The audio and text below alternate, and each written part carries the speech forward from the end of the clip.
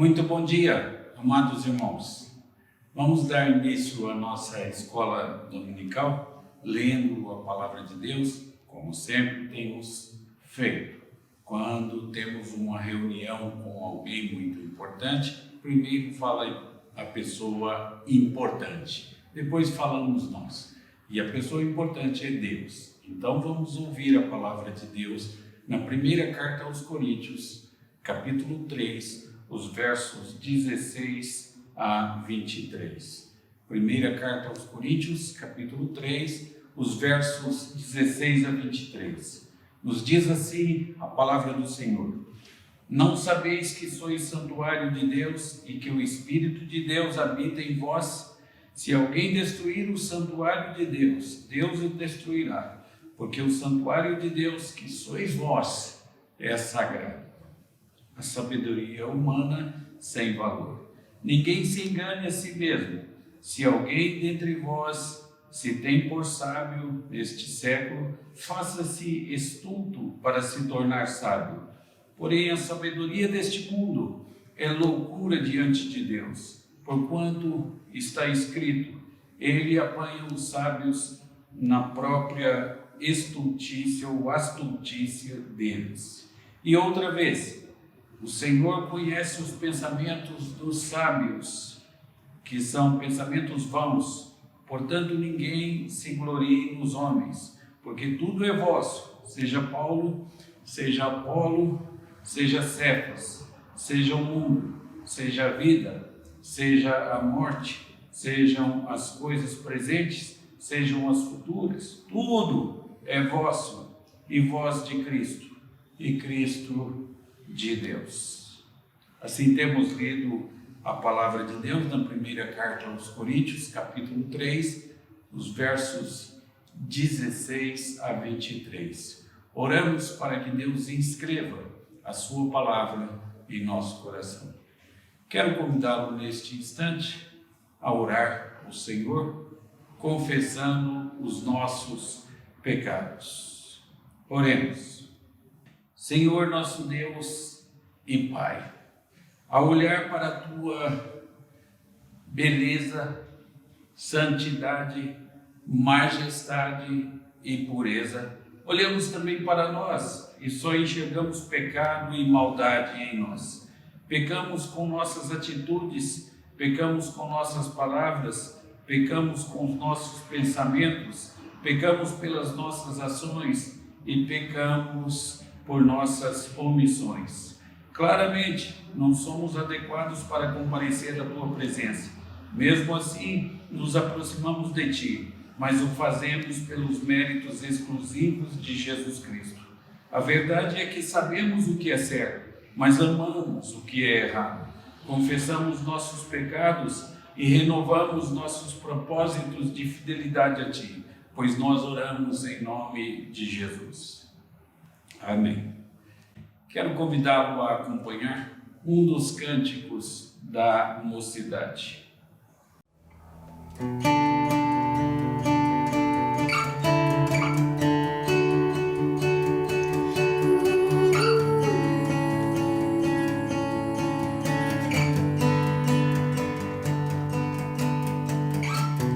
Tua voz me chama sobre as águas, onde os meus pés podem falhar. E ali te encontro no mistério, em meio ao mar, confiarei. E ao Teu nome clamarei, e além das ondas olharei. Se o mar crescer, somente em Ti descansarei, pois eu sou Teu e Tu és meu. Oh, oh.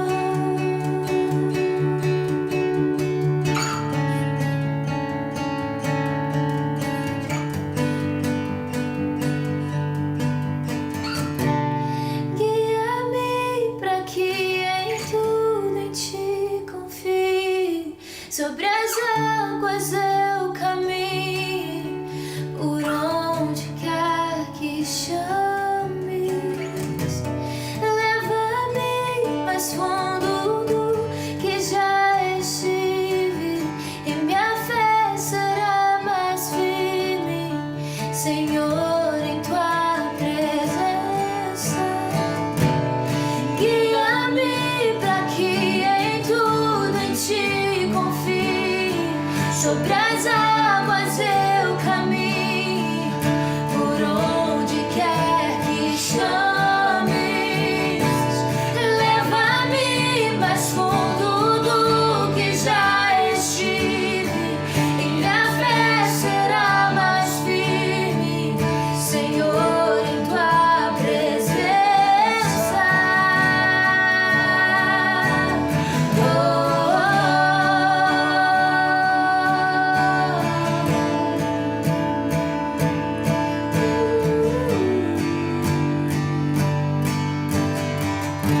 E ao teu nome clamarei, e além das ondas olharei.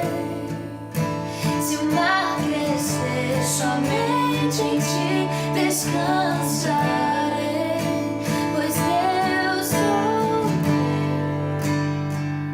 teu e tu és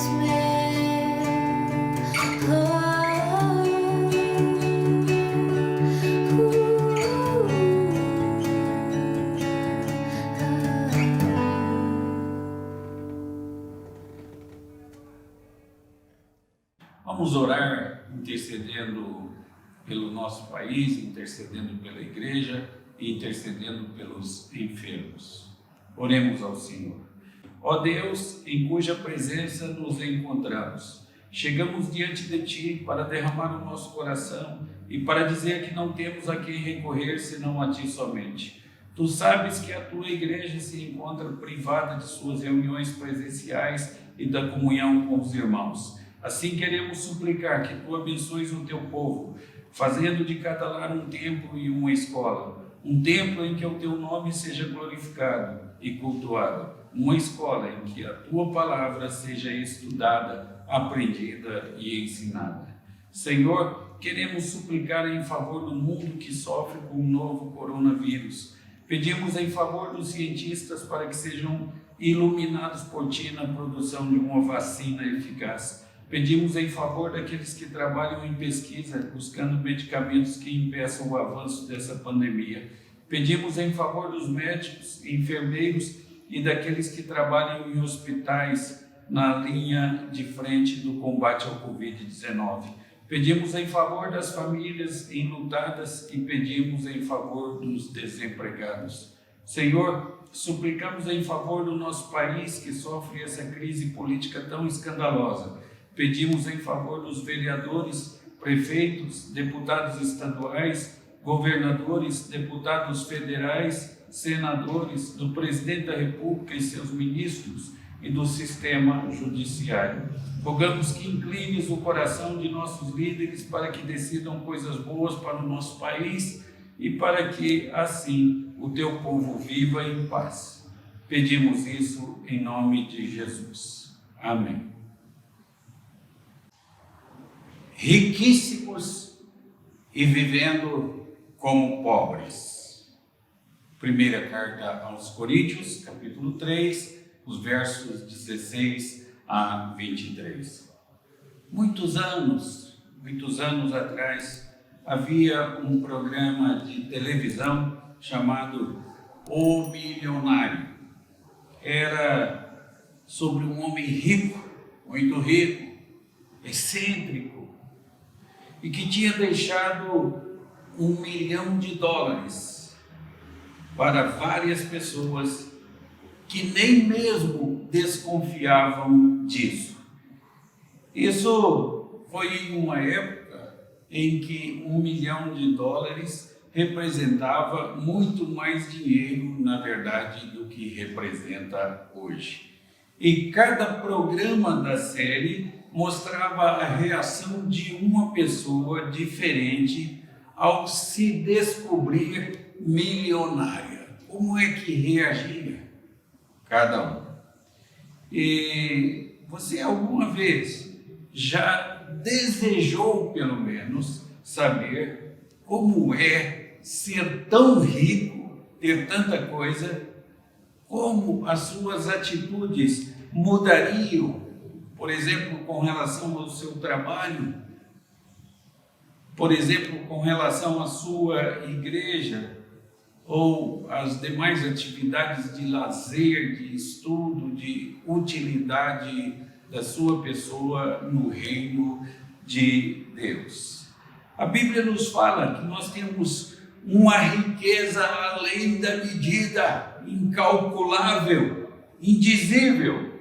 Nós fomos abençoados, diz a Bíblia, com toda sorte de bênçãos espirituais em Cristo. O nosso problema é que todos, muito comumente, ignoramos a nossa riqueza e vivemos como se pobres fôssemos. Eu morei em uma rua em que vivia uma senhora idosa em uma pequena casa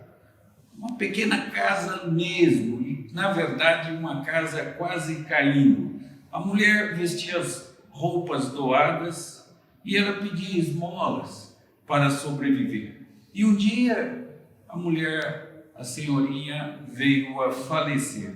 E quando entraram na casa dela, encontraram todo o quarto cheio de pacotes embrulhados com jornal. Eram pacotes, acreditem, de dinheiro. A mulher era rica, mas ela escolheu viver uma vida de pobre, uma vida de miséria e de limitações.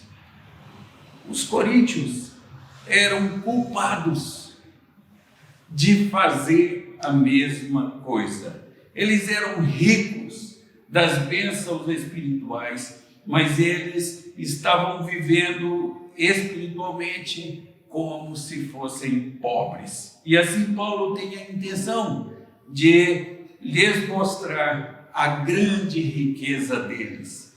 Ele lista 4 áreas distintas nas quais eles possuem a riqueza de Deus. Então, a primeira delas, eles têm uma herança de Deus. Isso está no capítulo 3, no verso 16. A segunda delas, eles têm a proteção de Deus. Capítulo 3, no verso 17. E a terceira, eles têm a sabedoria de Deus. Capítulo 3, os versos 18 a 20.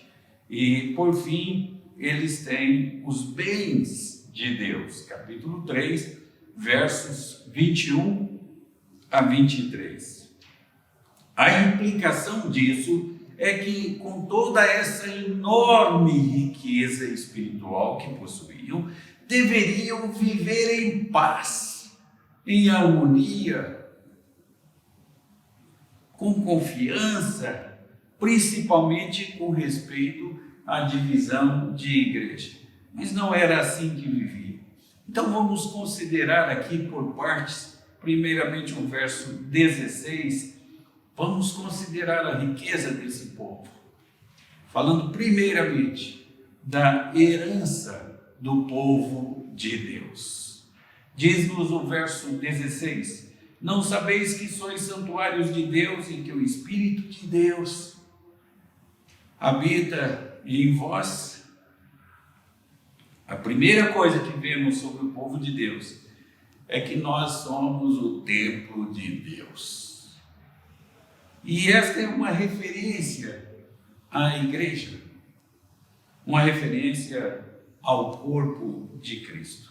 Nós falamos frequentemente da igreja como corpo de Cristo e como cristãos, mas nós raramente falamos dela como o templo de Deus. Quando falamos sobre o templo de Deus, normalmente pensamos no templo de Salomão, não é? na cidade de Jerusalém.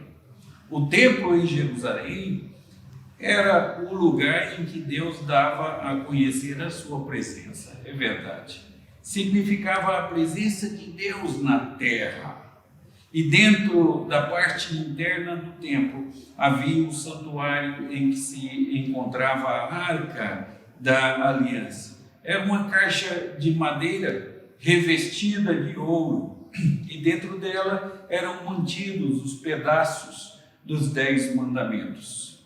E no topo da arca havia uma cobertura dourada conhecida como assento de misericórdia. E este assento de misericórdia era o trono real de Deus. Era o lugar mais santo da terra. Jamais alguém teve permissão para entrar na sala em que ele estava. Apenas o sumo sacerdote tinha essa permissão, e uma única vez por ano ele podia entrar lá para oferecer sacrifício de expiação pelo pecado. E havia duas palavras diferentes que podiam ser usadas para descrever o templo. Uma delas era hieron, que vem da raiz de uma palavra que significa sagrado. Sagrado. E essa palavra referia-se à construção como um todo.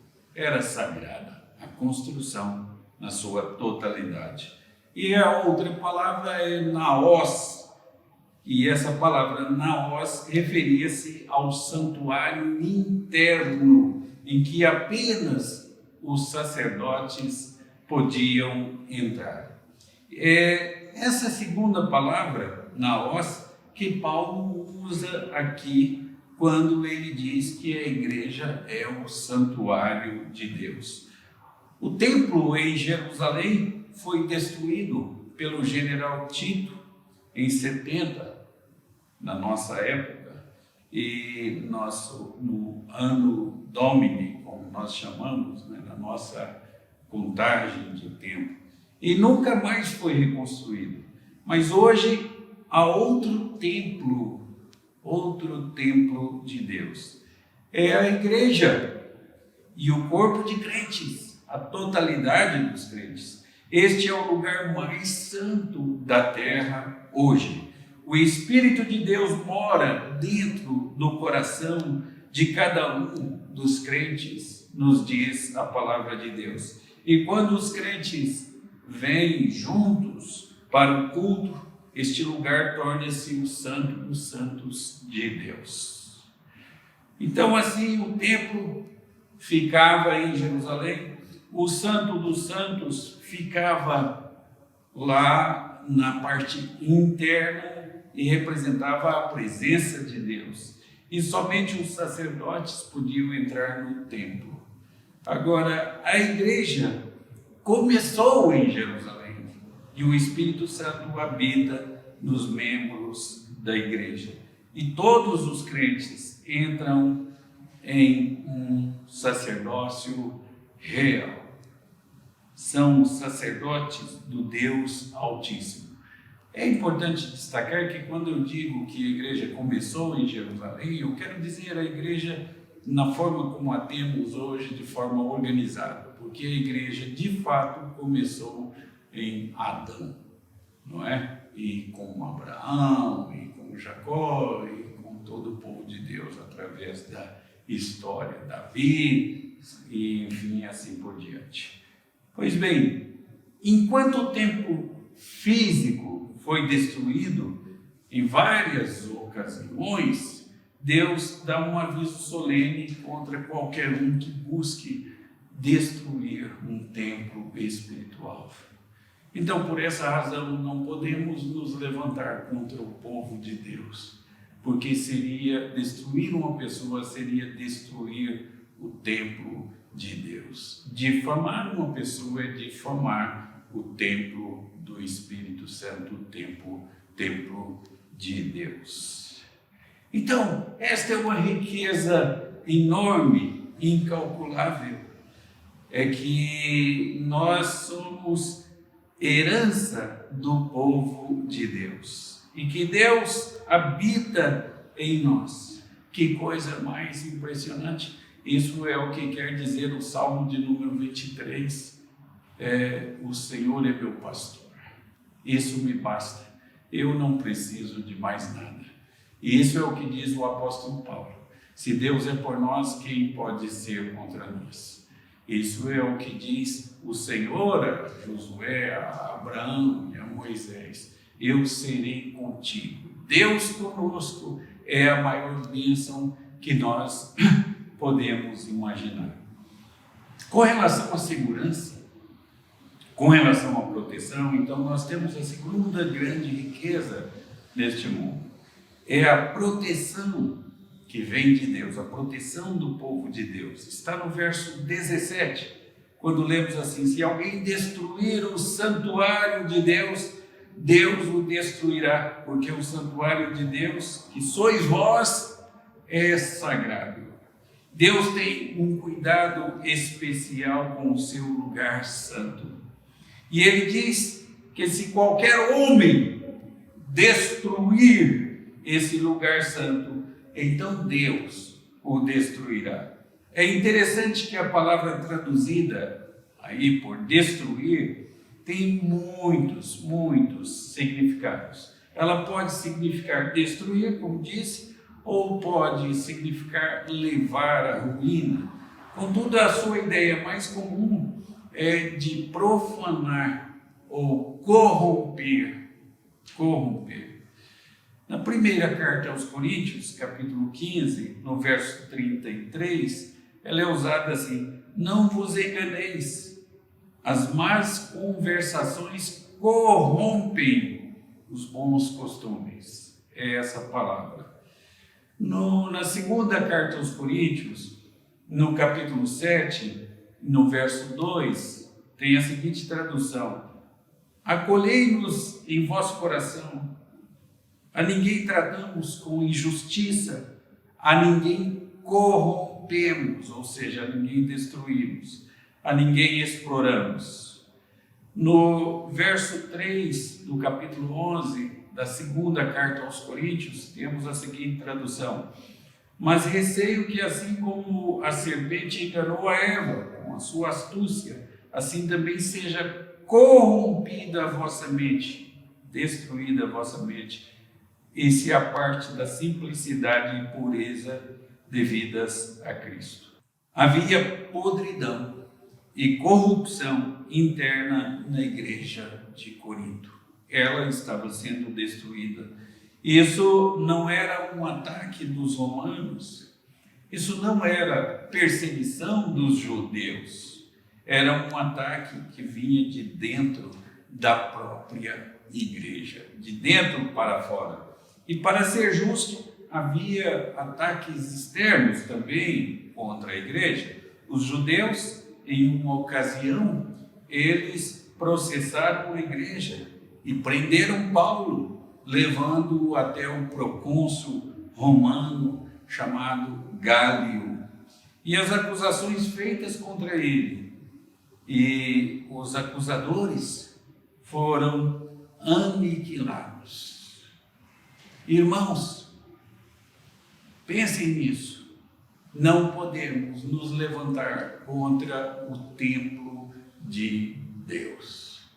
Não podemos nos levantar e difamar, ou corromper, ou destruir o que é sagrado, o templo de Deus. Essa é a nossa segurança, é que Deus habita em nós. Mas também havia aqueles lá na igreja de Corinto que estavam tentando destruir a igreja. Eles faziam isso trazendo divisão para a própria igreja. Esta discussão era perigo muito maior para a igreja do que os ataques vindo de fora. Paulo exorta aqueles que trazem divisão: não mexam com o santuário de Deus. Deus destrói aqueles que destroem o seu templo. É importante isso. Longe de nós trazer qualquer prejuízo para o templo de Deus, para o santuário de Deus.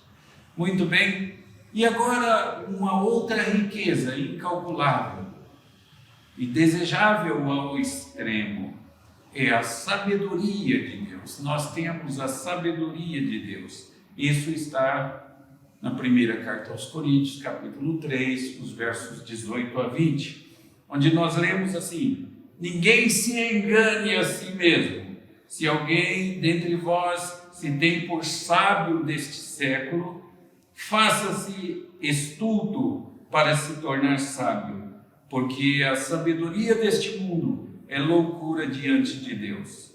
Porquanto está escrito, ele apanha os sábios na própria astúcia deles. E outra vez, o Senhor conhece os pensamentos dos sábios, que são pensamentos vãos, vazios.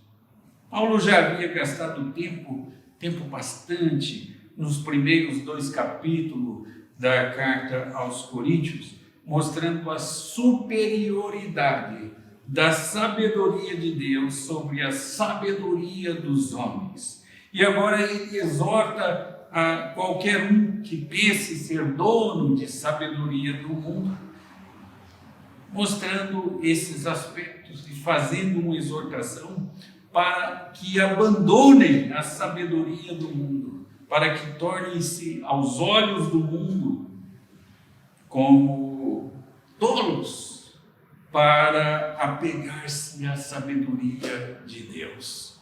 Quando as pessoas olham para os crentes fiéis, e veem aquilo de que eles abrem mão dos prazeres deste mundo, eles são chamados de nécios. Nós somos chamados, enfim, de tolos, mas nós fazemos isso por amor à sabedoria de Deus. Muito bem, muita divisão havia dentro da igreja, e acabaria tudo isso, essas divisões chegariam ao final se os crentes entendessem a utilidade da sabedoria de Deus. E se os crentes entendessem a inutilidade da sabedoria deste mundo. Apesar disso, o modo do mundo pensar comumente infiltra-se na igreja. As coisas do mundo, aos poucos, acabam vindo para a igreja. Isso afeta o conceito da igreja quanto a várias coisas. Por exemplo, quanto ao papel de homem e o papel da mulher. Por exemplo, quanto ao casamento.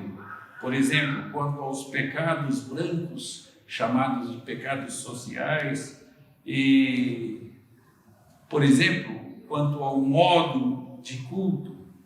Paulo trabalha com cada um desses assuntos quando ele escreve aos Coríntios, mas o coração de cada um desses temas está em uma pergunta simples: de quem devemos buscar nossas respostas? Quem é a nossa autoridade?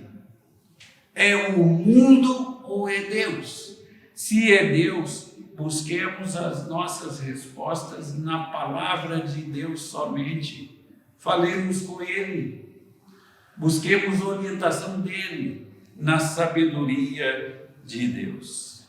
Muito bem, uma outra grande riqueza aí mencionada por Paulo são os bens que nós possuímos, os bens do povo de Deus. Está isso nos versos 21 a 23, onde lemos assim: portanto, ninguém se glorie nos homens, porque tudo é vosso, seja Paulo, seja Apolo, seja Cefas, seja o mundo, seja a vida, seja a morte, sejam as coisas presentes, sejam as futuras, tudo é vosso, e vós de Cristo, e Cristo de Deus. Essa é a nossa riqueza inigualável, inestimável.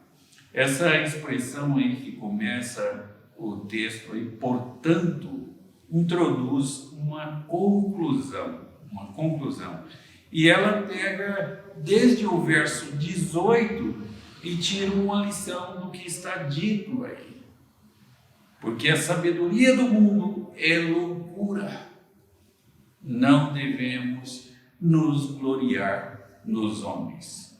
Bem, nós temos aí um princípio do que possuímos. Um princípio do que possuímos. Porque tudo é vosso. Tudo é vosso. Tudo engloba todas as coisas. E isso é declarado como um princípio geral. Está colocado nas condições mais abrangentes e imagináveis. E é dito incluir o mundo, é dito incluir a vida e a morte, e o que existe e o que existirá. Nada poderia ser usado de forma mais genérica, mais abrangente. E aqui está um princípio. Todas as coisas do universo existem em seu benefício e somente em seu benefício. Paulo diz várias vezes a mesma coisa na carta aos Romanos, lá no capítulo de número 9. Veja aí, por exemplo, nos versos 22 e 23 do capítulo 9 da carta aos Romanos. Que diremos, pois, se Deus, querendo mostrar a sua ira e dar a conhecer o seu poder, suportou com muita longanimidade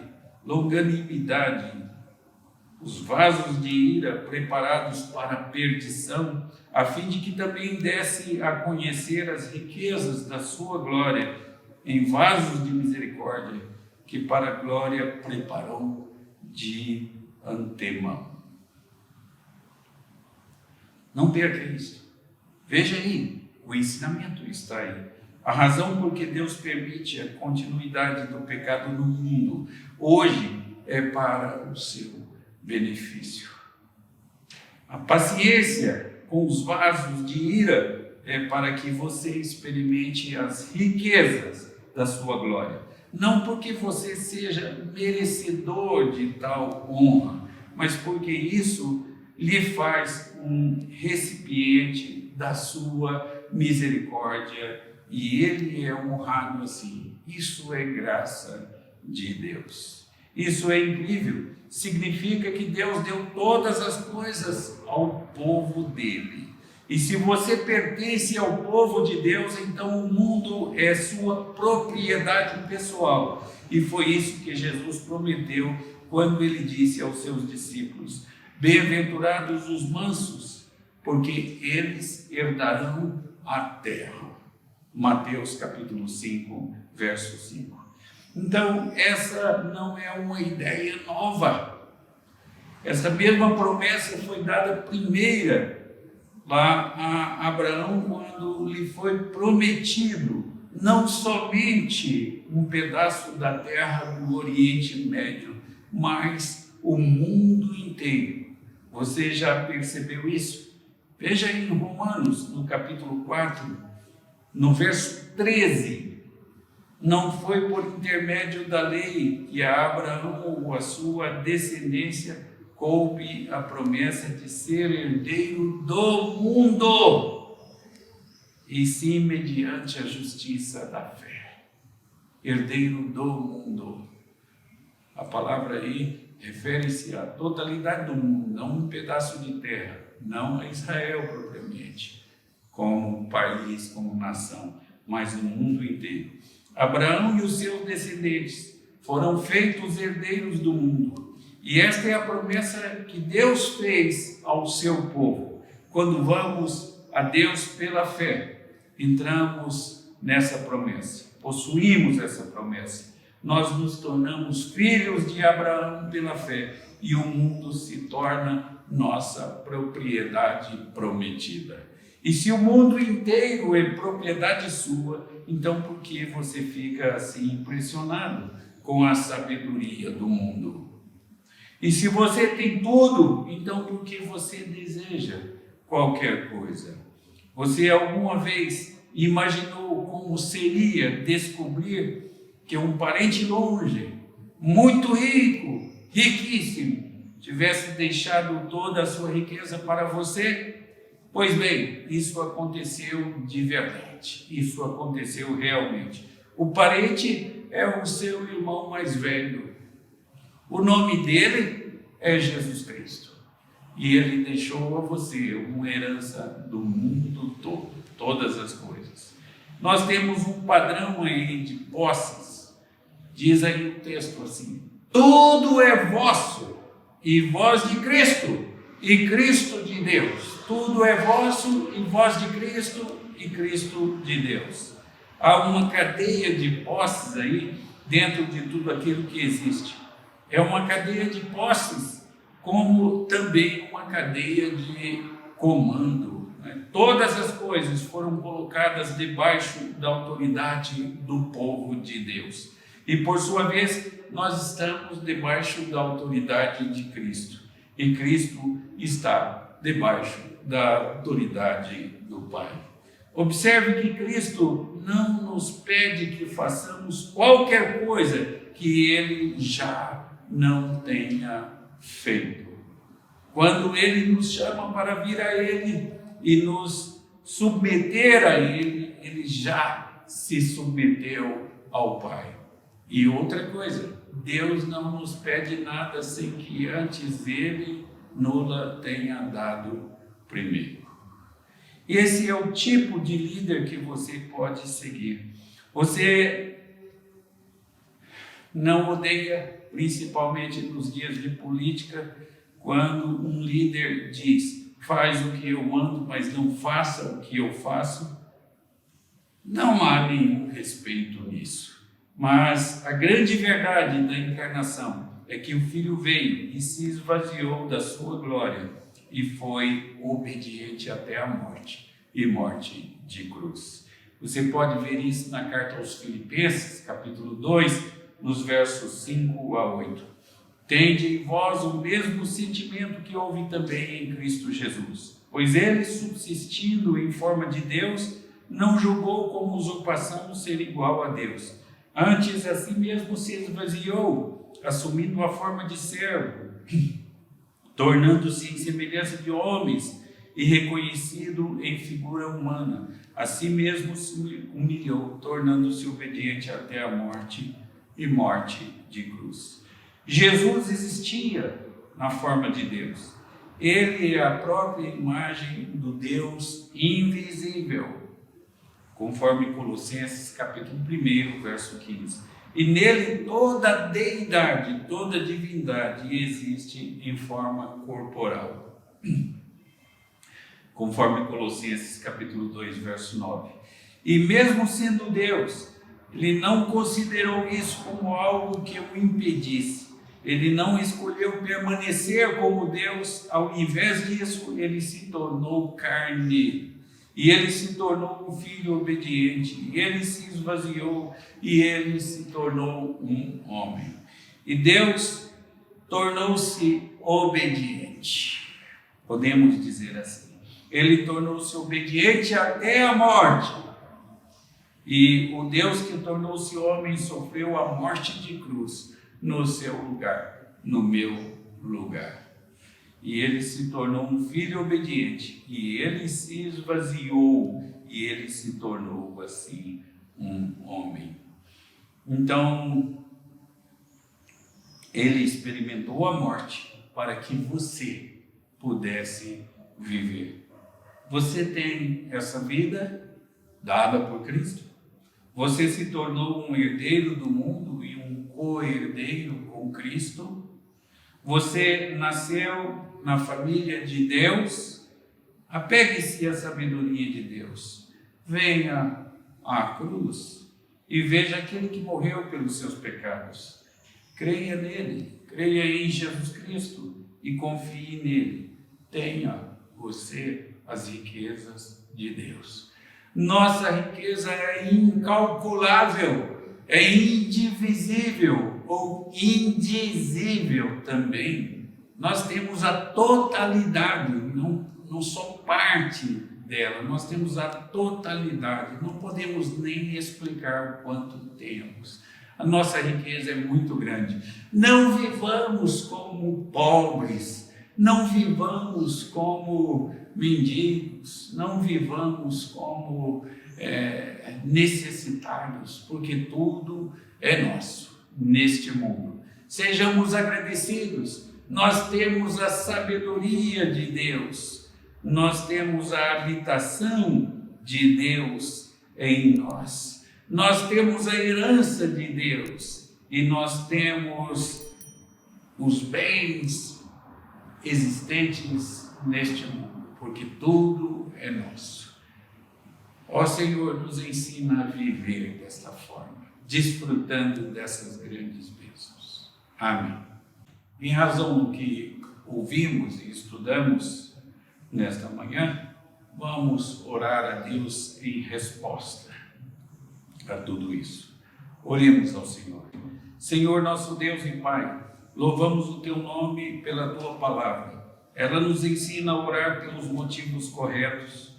Ajuda-nos a lê-la, ajuda-nos a compreendê-la e, compreendendo-a, colocá-la em prática em nossa vida.